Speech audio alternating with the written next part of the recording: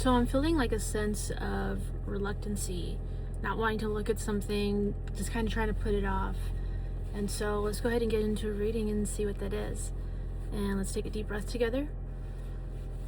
And just ask that we're grounded, present, and open to receive messages.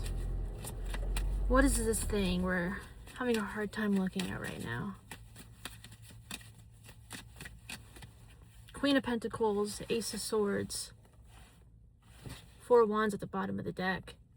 This really has to do with foundation and your day-to-day life.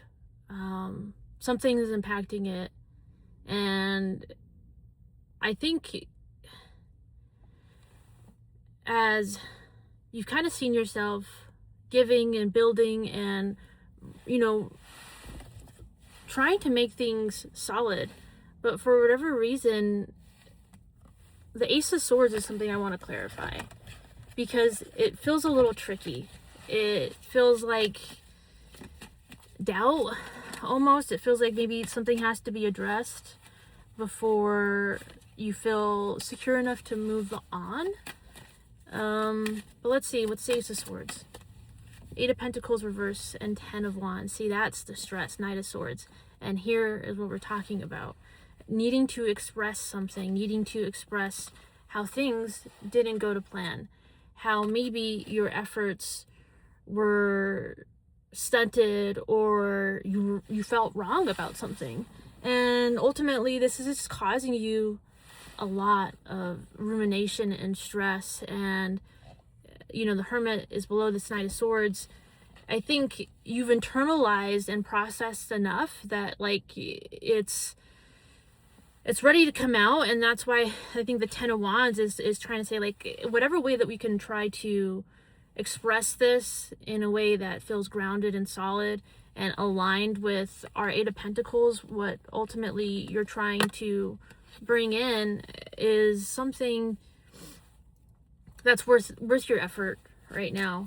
And I think that reluctancy is kind of like just wanting to say it all at once, maybe trying to plan the conversation before you have it, but there's no idea knowing how this is going to go.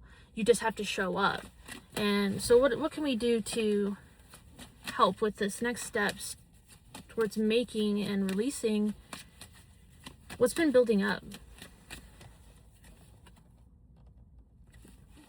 Wheel of Fortune reverse, 10 of Cups, and 8 of Cups.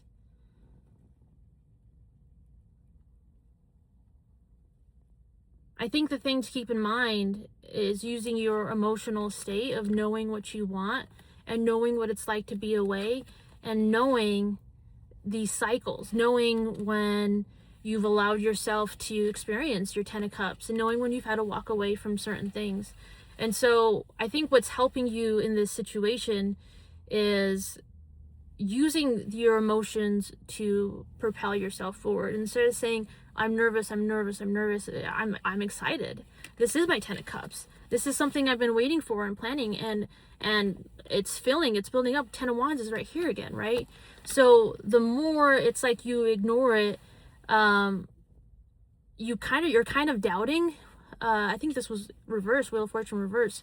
And it's like you're almost doubting that this opportunity is going to come back. And so I think that's the stress, is that did I lose something that I was ultimately meant for?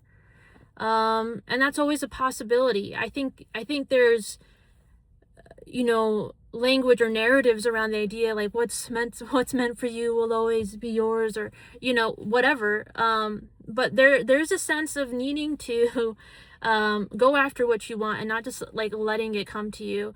And I think that's where we can kind of get muddled and weird about things, is that you're waiting and waiting and waiting for your ships to come in, or however you want to look at it, right? But the sense of needing to do things while you're waiting and being active in that space, it's one thing to be clear and in a meditative state and allowing those things to come to you, but you have to make space and opportunities for those things to come. Let's go ahead and get a closeout. I feel like this reading is kind of a lot of different places, but to get it all into one, it's again the focus that, like, yes, you're feeling something, it's hard to look at. And I think the thing is hard to look at is where you've taken the wrong steps and where maybe you've waited too long and the fear of losing something, right? But you won't know until you make an opportunity or an attempt to be with that thing, to talk about that thing, to make that approach. And so again, let's go ahead and close out. Strength reverse, 10 of Wands. This is 10 of Wands coming up again. The moon at the bottom of the deck. It's okay if you don't feel brave right now. It's okay if you feel like you don't have the energy to approach something. I think knowing that this is going to keep resting in your subconscious and keep finding ways to come out until you're ready to address it and, you know, tame it. And there's a sense of like command and control here when I think about the Strength card in Leo and how it can kind of represent a dominant energy, but a dominant energy that isn't domineering. It's not, you know, it's not toxic in that sense. It's an energy that knows how to take control and command of these things that are coming up subconsciously. And even looking behind the moon card, you have the King of Swords. We had the Knight of Swords where, you know, we knew that like communication and effort had to come out, but not knowing how those thoughts needed to come out, or you know, just having the bravery or the strength to vulnerability to do those things.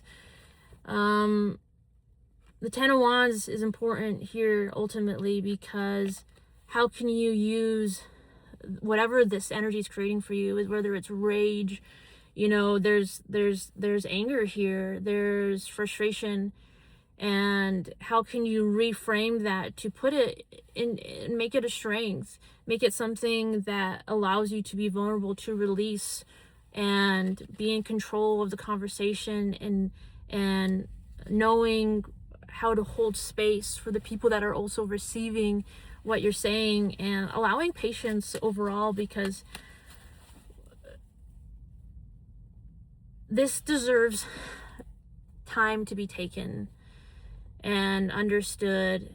And it feels like a very intimate conversation between people that it could be triggering, and it's triggering because there's a lot of fear coming up and maybe things that can make us uncomfortable, but it's making the attempt and allowing to move through that attempt despite whatever comes up, and being able to process it as you move out of it is very important for you right now. All right, much love.